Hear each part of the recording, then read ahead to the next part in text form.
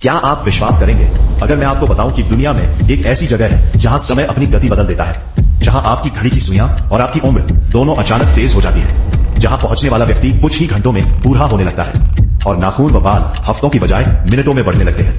दुनिया की सबसे ऊंची चोटी माउंट एवरेस्ट 8,848 मीटर है। हजारों लोग इसे फतह कर चुके हैं, लेकिन एक ऐसा पर्वत भी है जिसकी ऊंचाई एवरेस्ट से 2000 मीटर कम 6,738 मीटर, फिर भी आज तक कोई इंसान इसके शिखर तक नहीं पहुंच पाया। आज इनसाइड मोटिवेशन अल्ट्रा में हम जानेंगे तिब्बत में स्थित रहस्यमयी कैलाश पर्वत के बारे में। साल 1999 2000 के आसपास रूस के 4 पर्वतारोहियों ने यह फैसला किया कि वे कैलाश पर्वत के शिखर तक पहुंचने की कोशिश करेंगे।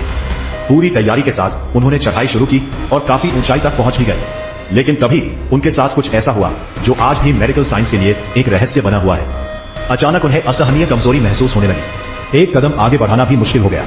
सबसे चौंकाने वाली बात यह थी कि उनकी उम्र असामान्य रूप से बढ़ने लगी। Rapid ageing. कुछ ही घंटों में उनके बाल सफेद पड़ गए, नाखून असामान्य रूप से बड़े होने लगे और चेहरे पर झुर्रियां साफ दिखाई देने लगी। डर के मारे वे नीचे लौट आए, लेकिन नीचे आने के बाद भी यह प्रक्रिया नहीं रुकी। कुछ ही महीनों के भीतर चारों पर्वतारोहियों की बुढ़ापे के कारण मौत हो गई, जबकि वे सभी युवा और पूरी तरह फिट थे। डॉक्टर्स हैरान थे कि कुछ घंटों में किसी इंसान की उम्र दशकों आगे कैसे बढ़ सकती है।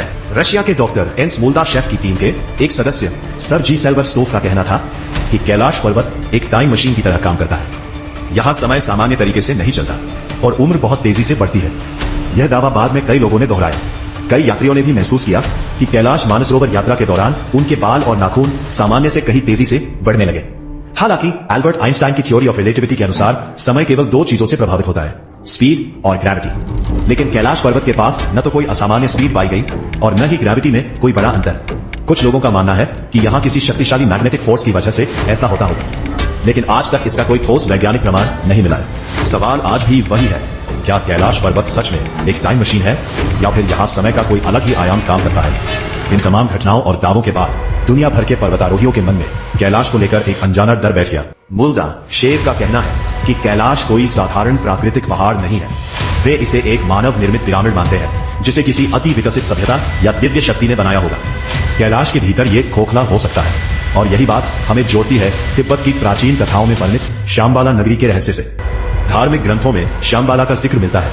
कहा जाता है कि कैलाश के नीचे या उसके अंदर एक गुप्त स्वर्ण नगरी है। वहाँ ऐसे योगी निवास करते हैं जो हजारों सालों से तपस्या कर रहे हैं, अमर हैं और बाहरी दुनिया से पूरी तरह छिपे हुए हैं। कुछ लोग यह भी मानते हैं कि आज जिन्हें हम एलियंस कहते हैं, वे इसी शम्बाला नगरी के निवासी हो सकते हैं। कैलाश के आसपास कभी कभी अजीबोगरीब रोशनियां देखी जाती है, चमकते गोले जो आसमान से उतरते हैं और पहाड़ के भीतर गायब हो जाते हैं।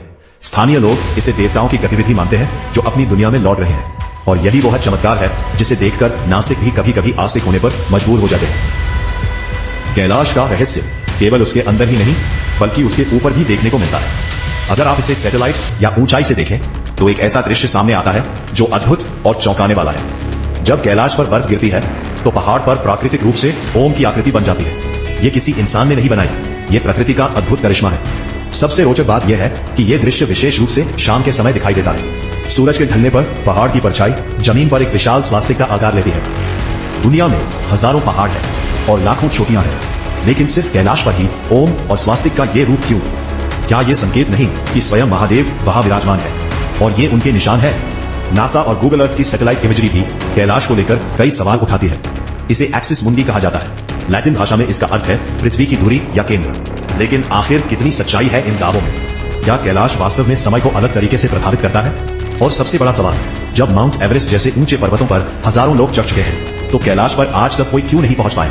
आइए इस रहस्य को समझने की कोशिश करते हैं। कैलाश पर्वत की ऊंचाई लगभग 6,638 मीटर है, जो माउंट एवरेस्ट से करीब 2,200 मीटर कम है। लेकिन इसकी सबसे अनोखी बात है इसकी आकृति। यह पूरी तरह पिरामिड जैसी है। ढलान इतनी तीखी है कि पहाड़ के कई हिस्सों पर बर्फ दिख ही नहीं पाती। धार्मिक दृष्टि से कैलाश वह पर्वत है जहां भगवान शिव और माता पार्वती निवास करते हैं। सबसे प्रसिद्ध कहानी है रावण की। अपने अहंकार में चूर रावण ने कैलाश उठाने की कोशिश की। भगवान शिव और माता पार्वती समेत इसे लंका ले जाने की योजना बनाई। लेकिन जब रावण ने पर्वत उठाना शुरू किया तो भगवान शिव ने केवल अपने पैर का अंगूठा दबाया और रावण हजारों सालों तक पहाड़ के नीचे फंस गया। लेकिन सवाल ये उठता है, कैलाश पर्वत की रक्षा कौन करता है? स्थानीय लामा और चरवाहे अक्सर इसके बारे में डरावनी बातें बताते हैं। कहा जाता है कि रात के अंधेरे में एक विशालकाय प्राणी कैलाश की रक्षा करता हुआ देखा गया। ये ना तो इंसान है ना ही भालू। स्थानीय मान्यताओं के अनुसार ये यति यानी हिम मानव भगवान शिव का गढ़ है। ये सुनिश्चित करता है कि कोई भी अपवित्र व्यक्ति कैलाश की सीमा को पार ना कर सके। कई बार बर्फ पर ऐसे बड़े पैरों के निशान भी मिले हैं जो किसी जात जानवर से मेल नहीं खाते। 19वीं और 20वीं सदी में कई पर्वतारोहियों ने यति को देखने का दावा भी किया। क्या यति वास्तव में मौजूद है या ये केवल एक वहम है, पता नहीं, लेकिन स्थानीय लोगों के लिए ये एक खौफनाक सच है। इसके अलावा कैलाश पर्वत पर सुनाई देने वाली आवाजें भी वैज्ञानिकों के लिए आज तक रहस्य बनी हुई है। कई यात्रियों ने बताया कि जब चारों ओर सन्नाटा छा जाता है तो पहाड़ के भीतर से अजीब ध्वनियां आती है। कभी ये हवाई जहाज की तरह लगती है तो कभी डमरू की गूंज जैसी। ध्यान से सुनने पर कई लोगों को ये ओम की ध्वनि भी प्रतीत होती है। वैज्ञानिक इसे हवा और पहाड़ों के टकराने या बर्फ पिघलने की आवाज मानते हैं, लेकिन भक्तों का विश्वास है कि ये भगवान शिव के डमरू का नाद है जो लगातार ब्रह्मांड में गूंज रहा है। अगर आप कैलाश पर्वत को सैटेलाइट व्यू से देखें तो इसके पास 2 झीलें नजर आती है, मानसरोवर और राक्षस ताल। ये दोनों झीलें एक दूसरे के बहुत करीब हैं, सिर्फ 2 से 3 किलोमीटर की दूरी पर, और आसपास का प्राकृतिक माहौल भी लगभग समान है। लेकिन सबसे रोचक बात यह है कि मानसरोवर झील का पानी मीठा है, जिसे पिया जा सकता है, और इसमें मछलियां और पौधे भी पनपते हैं। इसके विपरीत राक्षस ताल का पानी खारा है, इसमें नमक की मात्रा बहुत अधिक है, इसलिए इसे पीना संभव नहीं और आसपास कुछ भी उगता नहीं। कहा जाता है कि रावण ने राक्षस ताल पर तपस्या की थी भगवान शिव को प्रसन्न करने के लिए। सिर्फ जल ही नहीं बल्कि कैलाश से कई बड़ी नदियां निकलती हैं। 4 प्रमुख एशियाई नदियां इंडस, सतलुज, ब्रह्मपुत्र और कर्नाली यहीं से निकलती हैं और अंततः गंगा में मिलती है। ये नदियां करोड़ों लोगों के लिए जीवनदायिनी है। वैज्ञानिक दृष्टि से भी यह चौंकाने वाला है कि एक ही पर्वत पर इतनी बड़ी नदियां उत्पन्न होती हैं। कैलाश के चारों फेस उत्तर, दक्षिण, पूर्व और पश्चिम चारों दिशाओं में नदियां बहती हैं। ऐसा एक प्राकृतिक पर्वत पर होना बेहद दुर्लभ और असाधारण है। जग्गी वासुदेव ने भी कहा कि कैलाश पर 2.5 घंटे बिताने के बाद उनकी उम्र 10 से 15 साल कम महसूस हुई। कुछ लोग यह भी मानते हैं कि कैलाश असल में एक गुप्त द्वार है जो दूसरी दुनिया या अलग डायमेंशन से जुड़ता है। इस कारण यहाँ समय अन्य जगहों की तुलना में काफी अलग ढंग से बहता है। आज तक कोई भी इंसान इस पहाड़ के शिखर तक नहीं पहुंच पाया। अंदरूनी और बाहरी कारणों की वजह से जो भी चढ़ाई करने की कोशिश करता है उसे रोक दिया जाता है। कुछ यात्रियों ने अनुभव किया कि अचानक उनके सिर में तेज दर्द होने लगता है। कभी मौसम अचानक बदल जाता है तो कभी तेज बर्फबारी और भयंकर तूफान आ जाते हैं। कई लोगों का कहना है कि यहाँ कोई अदृश्य शक्ति है जो एक निश्चित बिंदु के बाद किसी को भी ऊपर नहीं जाने देती। इतिहास में केवल एक ही व्यक्ति है जिसे कैलाश के शिखर पर पहुंचने का दावा किया गया, और वह भी एक बौद्ध लेजेंड लामा मार्पा था। कैलाश की तरह ही तिब्बत में खावा कारपो पर्वत ऊंचाई 6700 मीटर भी चढ़ाई के लिए बंद है। इसका कारण यह है कि इसे बौद्ध धर्म में अत्यंत पवित्र माना जाता है। तिब्बती समुदाय के लिए इस पर चढ़ना एक तरह से धार्मिक नियमों का उल्लंघन माना जाता है। इसी तरह भूटान में स्थित गंखार पुलसक 3600 मीटर भी दुनिया का सबसे ऊंचा ऐसा पर्वत है जिस पर अब तक कोई चढ़ नहीं पाया। इसके पीछे भी मुख्य कारण स्थानीय धार्मिक मान्यताओं का सम्मान और श्रद्धा है। अब बात करते हैं डॉक्टर मोल्दा शेफ की। याद है, यही वही इंसान है जिनकी कहानी हमने शुरू में बताई थी। मोल्दा शेफ कोई फिजिसिस्ट या जियोलॉजिस्ट नहीं थे, बल्कि एक आई सर्जन थे। उनकी थ्योरीज बेहद अनोखी थी।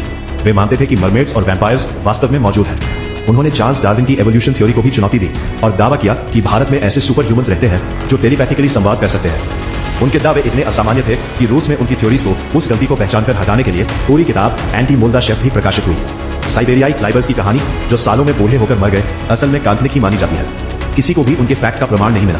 वैज्ञानिक दृष्टि से देखें तो नासा ने कैलाश पर्वत के आसपास कोई भी असामान्य ऊर्जा या शक्तियों का सबूत नहीं पाया है। सभी जांचों के अनुसार यह पूरी तरह साधारण प्राकृतिक संरचना ही है। लेकिन आध्यात्मिक दृष्टि से कैलाश हमें एक बहुत बड़ी सीख देता है कि हर चीज को हासिल करना जरूरी नहीं। कई बार चीजों को दूर से सम्मान देना ही सर्वोत्तम होता है। यह है मर्यादा और श्रद्धा का प्रतीक है। भगवान शिव, जो संहारक है, नहीं चाहते कि कोई अपनी असावधानी या बुरी नीयत के साथ उनके पवित्र निवास को प्रभावित करे। शायद इसीलिए ऐसी अदृश्य सीमा रखी गई है जिसे पार करना मानव के बस की बात नहीं।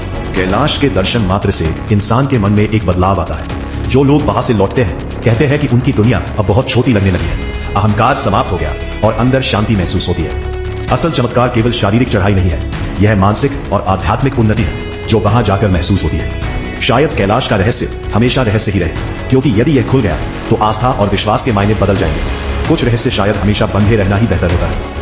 अगर आप आस्था और भोलेनाथ में विश्वास रखते हैं, पूरी कहानी, रहस्य, इतिहास, विज्ञान और आध्यात्मिक सीख के साथ मोटिवेशनल टच जैसे मानसिक और आध्यात्मिक उन्नति के लिए इनसाइड मोटिवेशन अल्ट्रा चैनल को सब्सक्राइब करना मत भूलिए। वीडियो पसंद आए तो लाइक, शेयर और कमेंट जरूर करें। हर हर महादेव।